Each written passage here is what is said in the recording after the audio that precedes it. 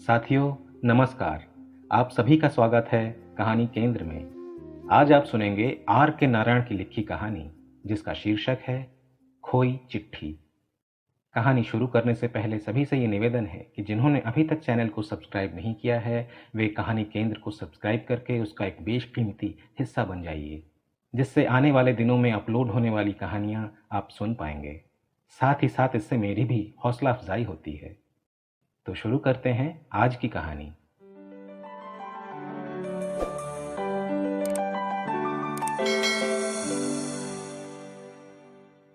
थनप्पा अपनी बीट के तहत विनायक मुदली स्ट्रीट और उसके साथ की 4 अन्य सड़कों का इलाका कवर करता था। इस पूरे इलाके की डाक बांटकर हेड ऑफिस लौटने में उसे करीब 6 घंटे लग जाते थे। मार्केट रोड में हेड ऑफिस था। वो जिन लोगों की चिट्ठियां ले जाता था, उनकी अच्छी बुरी खबरों के साथ घुल मिल जाया करता था, उनकी खुशी और गम को महसूस कर पाता था। ऐसे ही कबीर स्ट्रीट के 13 नंबर मकान में एक व्यक्ति रहता था। वो रोज मकान से बाहर सड़क तक आ जाता था। हमेशा थनप्पा से पूछता, मेरे लिए कोई चिट्ठी तो नहीं आई है। सालों से वो ऐसा ही करता रहा था। थनप्पा उसे तब से देख रहा है जब वो जवान था। अब अधेड़ हो गया है, लेकिन आदत नहीं बदली। थनप्पा के आने का वक्त होने से पहले ही घर के बाहर पट्टी पर आकर बैठ जाता। उसे देखकर थनप्पा को कहना पड़ता, आज भी कुछ नहीं आया, कोई इनाम भी नहीं। रोज का यही सिलसिला था। दरअसल वो व्यक्ति रोज अखबारों में छपने वाली क्रॉसवर्ड की पहेलियां हल किया करता था। उन पर इनाम मिला करता था और उसे उम्मीद थी कि एक न एक दिन वो जरूर इनाम जीतेगा। लेकिन थनप्पा उसे रोज इनाम न मिलने की खबर देता था और थोड़ी दिलासा भी। दिल छोटा मत कीजिए, कोशिश करते रहिए। इतना कहकर वो आगे बढ़ जाता, दूसरे को संदेशा देता। इस महीने आपका ब्याज किसी वजह से अटक गया है, लेकिन चिंता मत कीजिए, जल्द ही मिल जाएगा। फिर अगले घर पहुंचता। मैडम, हैदराबाद से आपके बेटे की फिर चिट्ठी आई है। अभी कितने बच्चे हैं उसके? अगले दरवाजे पर पहुंचता तो उलाहना देता, मुझे पता ही नहीं चला कि तुमने मद्रास की इस नौकरी के लिए कब अर्जी भेज दी। तुमने मुझे बताना तक जरूरी नहीं समझा। खैर, कोई बात नहीं। अब जब मैं तुम्हारा अपॉइंटमेंट लेटर लेकर आऊंगा ना, तो तुम्हें मुझे नारियल की पायसम खिलानी पड़ेगी। इसी तरह सिलसिला आगे बढ़ता रहता। थनप्पा हर घर में रुकता, कहीं कहीं तो आधे घंटे तक भी। जिस घर में उसे मनी ऑर्डर डिलीवर करना होता, वहां तो जरूर। ऐसे किसी घर से वो तब तक नहीं हटता था जब तक पूरा अंदाजा ना कर ले कि पैसा कहां और कैसे खर्च किया जाने वाला है। इसी तरह कभी जब बहुत गर्मी होती तो वो उस दिन किसी न किसी के घर पर गिलास भर छाछ की फरमाइश करने से भी नहीं झिझकता था।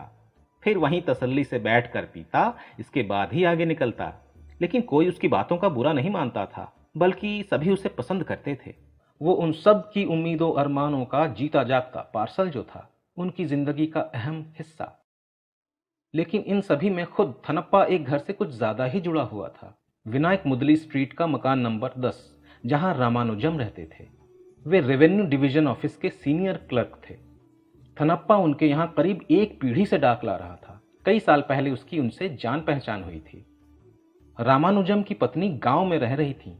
उस रोज रामानुजम के लिए कोई कार्ड आया था। डाक छांटने की टेबल पर ही उसकी नजर उस कार्ड पर पड़ गई थी। लिहाजा जैसे ही छटाई का काम खत्म हुआ, वो सीधा रामानुजम के घर की ओर चल पड़ा। हालांकि उनके घर से पहले 150 मकान और थे जहां उसे डाक बांटनी थी, लेकिन उसने उन सब को बाद के लिए छोड़ दिया। उसे तो जल्दी थी रामानुजम के घर पहुंचने की। जैसे ही वो वहां पहुंचा, दरवाजा खटखटाकर जोर की आवाज लगाई, पोस्टमैन सर, पोस्टमैन। रामानुजम ने दरवाजा खोला ही था कि वो फिर बोल पड़ा, सर, पहले मेरा मुंह मीठा कराइए, उसके बाद मैं आपको ये कार्ड दूंगा। भगवान ने आपके इतने सालों की प्रार्थना सुन ली, आप पिता बन गए हैं। लेकिन अब आप शिकायत मत करने लगिएगा कि ये तो बेटी हुई है। बेटियां भगवान का वरदान होती हैं, पता है ना? कामाक्षी कितना प्यारा नाम है। कामाक्षी, सालों बाद थनप्पा लंबी व खूबसूरत लड़की से मुखातिब था। जल्दी से अपनी तस्वीर खिंचवा लो। लो, ये तो शर्मा गई। अरे, तुम्हारे नाना जी का कार्ड आया है, उन्होंने तुम्हारी तस्वीर मंगवाई है। आखिर उन्हें तुम्हारी तस्वीर क्यों चाहिए? शादी वादी का मामला तो नहीं? आजकल कामाक्षी के नाना जी कुछ ज्यादा ही जल्दी जल्दी चिट्ठियां लिखने लगे हैं, है ना सर? उसने सामने से आते हुए रामानुजम को चिट्ठी थमाते हुए कहा।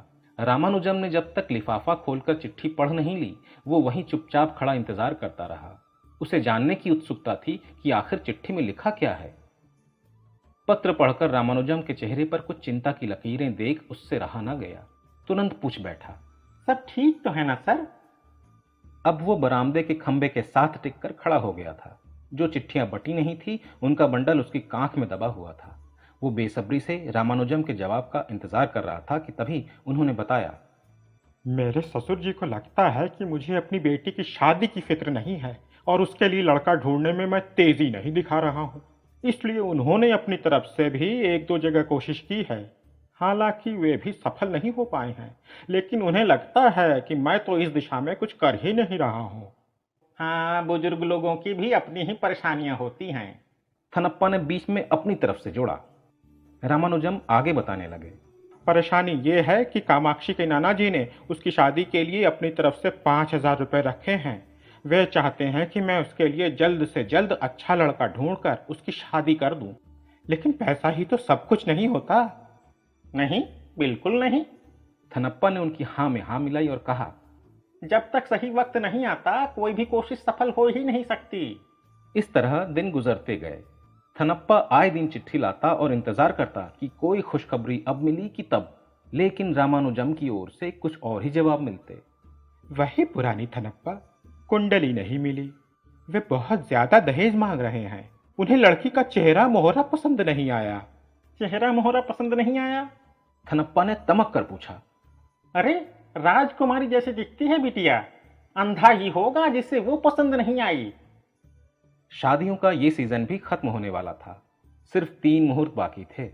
आखिरी मुहूर्त 20 मई का था। इधर लड़की भी कुछ दिनों में 17 की पूरी होने वाली थी। उसके नाना की तरफ से आने वाली चिट्ठियों की संख्या लगातार बढ़ती जा रही थी। रामानुजम अपनी तरफ से चौतरफा कवायद कर चुके थे, लेकिन नतीजा नहीं निकल रहा था। वे निराश हो गए थे और खुद को असहाय महसूस करने लगे थे। एक दिन थनप्पा से कहने लगे, ऐसा लगता है मेरे नसीब में दामाद का सुख लिखा ही नहीं है। थनप्पा ने उन्हें ढांढस बंधाते हुए कहा, ऐसी अशुभ बातें मत कीजिए सर, भगवान की जब इच्छा होगी। कहते कहते वो कुछ देर के लिए रुक गया। फिर जैसे कुछ याद करते हुए बोला, एक लड़का है सर, दिल्ली में नौकरी करता है। महीने में 200 रुपये तनख्वाह है। मुकुंद नाम है उसका। वो टेम्पल स्ट्रीट है ना, वहीं उसका घर है। मेरे ख्याल से आप ही की बिरादरी का है। क्या वाकई? उस लड़के की शादी की बात महीनों से चल रही है। दोनों तरफ से सैकड़ों चिट्ठियां लिखी जा चुकी हैं, लेकिन मैं पूरे यकीन के साथ कह सकता हूं कि बात अभी तक बनी नहीं है। शायद पैसे को लेकर कोई मामला फंसा हुआ है। उन्होंने पिछली चिट्ठी पोस्ट कार्ड पर लिखी थी, बहुत गुस्से में लिखी गई थी शायद। मुझे लगता है कि पोस्ट कार्ड पर चिट्ठी लिख भेजना भी किसी को बेइज्जत करने का जरिया हो सकता है, खासकर पिक्चर पोस्ट कार्ड पर तो। और 2 साल पहले जब राजप्पा अमेरिका गया था ना, तो वो हर हफ्ते अपने बेटों को पिक्चर पोस्ट कार्ड पर ही चिट्ठी लिखकर भेजता था। बात करते करते वो विषय से भटक गया था, लेकिन जैसे ही उसे एहसास हुआ वो फिर विषय पर लौट आया। कहने लगा, मैं मुकुंद से उसकी कुंडली मांग लूंगा, देखते हैं क्या होता है। अगले दिन वो कुंडली ले भी आया और रामानुजम को बताया। लड़के के माता पिता भी अभी दिल्ली में हैं, आप उन्हें तुरंत चिट्ठी लिख भेजिए। नेक काम में देरी नहीं करनी चाहिए। रामानुजम और उनके परिवार को उम्मीद की एक किरण दिखाई दे रही थी। मुझे अभी 100 चिट्ठियां बांटनी हैं, लेकिन मैं पहले यहाँ आया क्योंकि इस पर दिल्ली की मुहर लगी हुई है। आप इसे खोलिए और बताइए उन्होंने क्या लिखा है। उस रोज थनप्पा ने आते ही रामानुजम को चिट्ठी पकड़ाते हुए कहा था। रामानुजम ने जैसे ही चिट्ठी खोली तो वो बोल पड़ा, कितने अच्छे लोग हैं, तुरंत जवाब भेज दिया। आखिर उन्हें हमारी बिटिया की तस्वीर पसंद आ गई, और आएगी भी कैसे नहीं।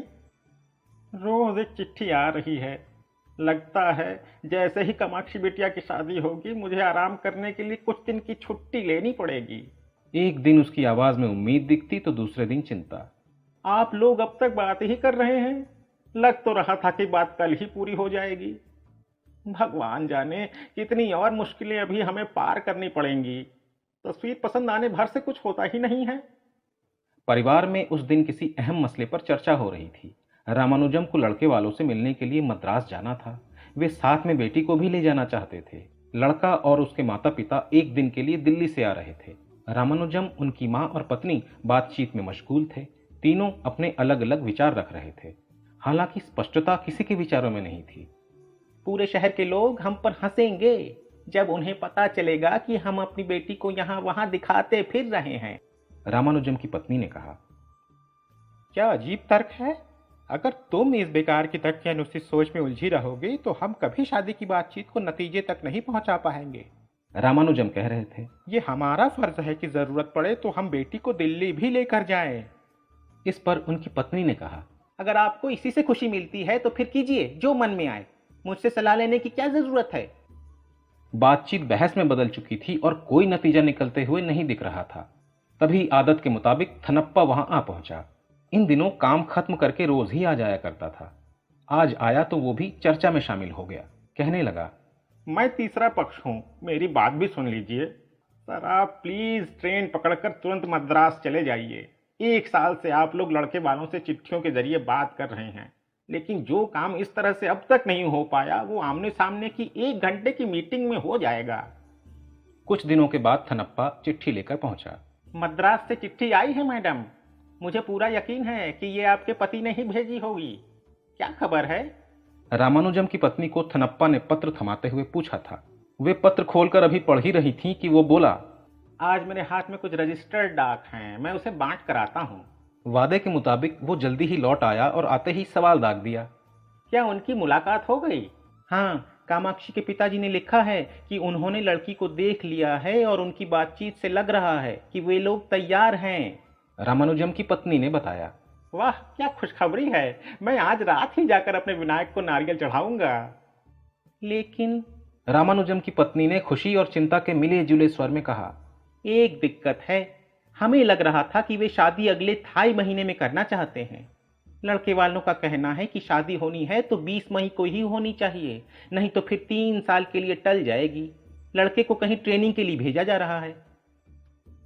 आपके बुजुर्ग अपनी बात के पक्के हैं। थनप्पा ने रामानुजम के हाथ में उस दिन एक लिफाफा पकड़ाते हुए कहा था। उसमें बीमा की रकम से संबंधित कागजात था। उसके बारे में थनप्पा ने ही बताया था। उन्होंने पूरे पैसे भेज दिए हैं। अब आप पैसे की कमी की शिकायत नहीं कर सकते। तैयारियां कीजिए। मुझे बेहद खुशी है कि शादी के लिए उन्होंने भी मंजूरी दे दी है। वैसे भी हमें उनके पैसों से ज्यादा उनके आशीर्वाद की ज्यादा जरूरत है। उम्मीद है उन्होंने अपना आशीष भी भेजा ही होगा। हाँ हाँ, बिल्कुल, रामानुजम ने कहा। मेरे ससुर जी इस शादी से बेहद खुश लग रहे हैं। मालगुडी में किसी शादी समारोह पर 5,000 रुपए खर्च होना उन दिनों बड़ी बात थी। वक्त बहुत कम था। शादी की तैयारियों में रामानुजम का साथ देने वाला भी कोई नहीं था। इसलिए थनप्पा जी जान से उनकी मदद में लगा हुआ था। काम खत्म करके वो पूरा वक्त शादी के इंतजाम में लगा रहता था। उसने डाक बांटने के वक्त अब लोगों से बातचीत करना भी कम कर दिया था। किसी भी घर पर रुकता नहीं था। बाहर से आवाज लगाता, लेटर सर।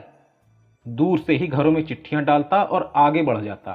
कोई आवाज लगाकर पूछता कि बात क्या है, इतनी जल्दी में क्यों हो, तो कहता, अभी मुझे जाने दीजिए, मैं 20 मई के बाद आराम से बैठकर आपको सब बताऊंगा। इधर रामानुजम भी बेहद तनाव में थे। शादी की तारीख जैसे जैसे नजदीक आ रही थी, चिंता के मारे उनके हाथ पैर कांपने लगे थे। ऐसे में थनप्पा उन्हें समझाता, चिंता मत कीजिए सर, सब ठीक हो जाएगा, कोई परेशानी नहीं आएगी। भगवान की कृपा से आपने उन्हें वो सब दिया है जो वे चाहते थे। कैश हो, सामान या मान सम्मान के मुताबिक इंतजाम, और फिर वे भी अच्छे लोग हैं सर। तब रामानुजम अपनी चिंता जताते, वो बात नहीं है। दिक्कत ये है कि ये इस साल शादी की आखिरी तारीख है। अगर कहीं कोई गड़बड़ी हो गई तो सब किए धरे पर पानी फिर जाएगा, सब खत्म हो जाएगा। क्योंकि इसके बाद लड़का 3 साल के लिए बाहर चला जाएगा। फिर मुझे नहीं लगता कि हमें से कोई भी इतने लंबे वक्त तक शादी के लिए इंतजार करता रहेगा। और फिर शादी के दिन मुहूर्त के 4 घंटे बाद चारों तरफ चहल पहल और बाकी सज धज। लकदक परिधानों में बने ठने लोग, फूलों के साथ चंदन की खुशबू चारों तरफ फैली हुई थी। हवन की वेदी का पवित्र धुआं भी माहौल में अपना असर घोल रहा था। इस सब के बीच पंडाल के नीचे रखी गई खास कुर्सी पर दिल्ली का एक स्मार्ट सजीला नौजवान दूल्हा बना बैठा था। कुछ लोग दूल्हे के इर्द गिर्द बैठे उससे बातें कर रहे थे। तभी थनप्पा पत्रों के एक बंडल के साथ सामने प्रकट हुआ। उसे देखकर कुछ नई उम्र के लड़के उसकी ओर लपके और बोले, पोस्टमैन, चिट्ठियां लाए हो? लाओ, हमें दे दो। लेकिन थनप्पा ने अपना हाथ पीछे खींच लिया। वापस जाओ, मुझे पता है ये लिफाफे किसे देने हैं। इसके बाद वो आगे बढ़कर दूल्हे के पास पहुंच गया। बड़े अदब के साथ उसके हाथ में सभी लिफाफे थमाते हुए बोला, मुझे यकीन है सर कि ये सभी ग्रीटिंग आपके शुभचिंतकों ने आपको बधाई और आशीर्वाद के साथ भेजे हैं। इसमें मेरी ओर से भी एक बधाई पत्र है। आप इन सभी पर एक निगाह जरूर डालिए। वो ये काम करते हुए बड़ा फक्र महसूस कर रहा था। दूल्हे ने हल्की मुस्कान के साथ उसकी ओर देखा और धीरे से कहा, शुक्रिया। इस पर तुरंत ही थनप्पा ने अपनी बात आगे बढ़ाई। हम सब आपको इस घर में दूल्हे के रूप में पाकर बेहद फख्र महसूस कर रहे हैं। मैं कामाक्षी को बचपन से जानता हूँ, तब से जबकि वो महज एक दिन की बच्ची थी। मैं हमेशा से जानता था कि उसे आपके जैसा ही योग्य पति मिलेगा। इतनी बात कहकर उसने बड़े अदब से दूल्हे को हाथ जोड़कर नमस्कार किया और वहां से चला गया दूसरे घरों में डाक बांटने के लिए और किचन में टिफिन व कॉफी के साथ खुद को तरोताजा करने के लिए। शादी के 10 दिन बाद थनप्पा ने एक अदद मुस्कान के साथ दरवाजा खटखटाया और कामाक्षी के हाथ में उसकी पहली चिट्ठी सौंपी। बोला, वाह, लिफाफे से क्या शानदार खुशबू आ रही है। मुझे तो ये महक तब से आ रही है जब ये लिफाफा 3 स्टेशन पहले डाक गाड़ी में ही था। मैंने अपनी जिंदगी में ऐसे सैकड़ों लिफाफे बांटे हैं। लो इसे, और याद रखना, जब तक उसकी 10वीं चिट्ठी आएगी ना, वो तुम्हें अपने साथ ले जाने के लिए पूरी तरह तैयार कर चुका होगा और तुम भी उसके साथ पंछी की तरह फुर्र हो जाओगी। फिर हम सब को भूल जाओगी, ये थनप्पा, ये गली, सब कुछ, है ना?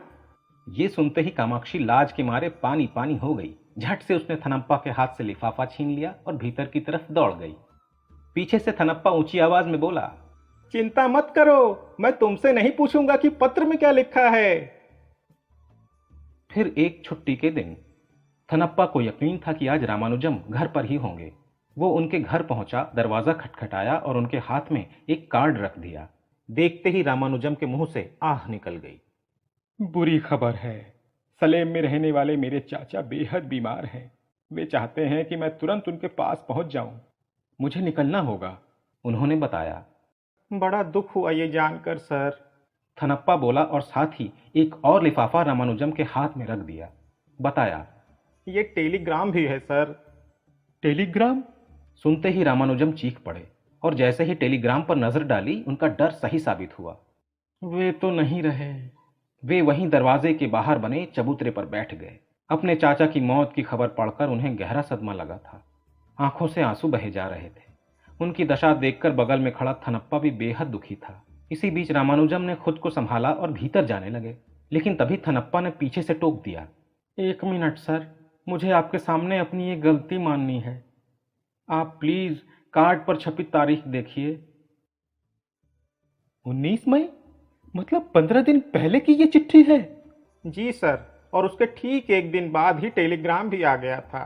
उस दिन आपकी बेटी की शादी थी। इस खबर को पढ़कर मुझे बेहद दुख हुआ था, लेकिन मैंने खुद को समझाया कि जो हुआ सो हो गया और इसे अपने पास ही रख लिया। मुझे डर था कि इसे आपको देने से शादी में अड़ंगा पड़ सकता है। रामानुजम ये सुनते ही थनप्पा पर फट पड़े। वे जब मर रहे थे तो क्या मैं शादी की परवाह करता, या मुझे करनी भी चाहिए थी? कभी नहीं।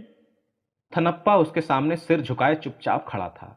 फिर धीरे से बोला, मैंने गंभीर अपराध किया है। आप चाहे तो मेरी शिकायत कर सकते हैं।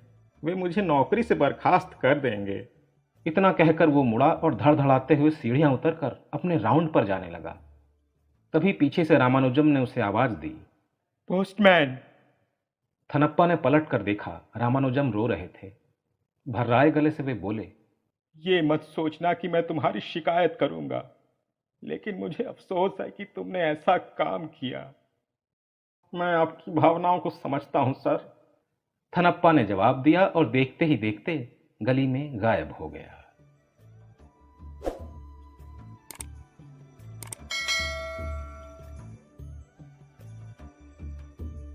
साथियों, अभी आप सुन रहे थे आर के नारायण की लिखी कहानी खोई चिट्ठी। आशा है ये कहानी आपको ज़रूर पसंद आई होगी। अगर पसंद आई है तो इसे लाइक और अपने जानने वालों में शेयर करिएगा ताकि वे भी इसका आनंद उठा सकें। नई कहानियों को समय पर सुनने के लिए बेल आइकन को प्रेस करके ऑल पर सेट कर दीजिए। अगली कहानी के साथ मैं जल्द ही उपस्थित होता हूँ। तब तक के लिए आप सभी का बहुत बहुत धन्यवाद।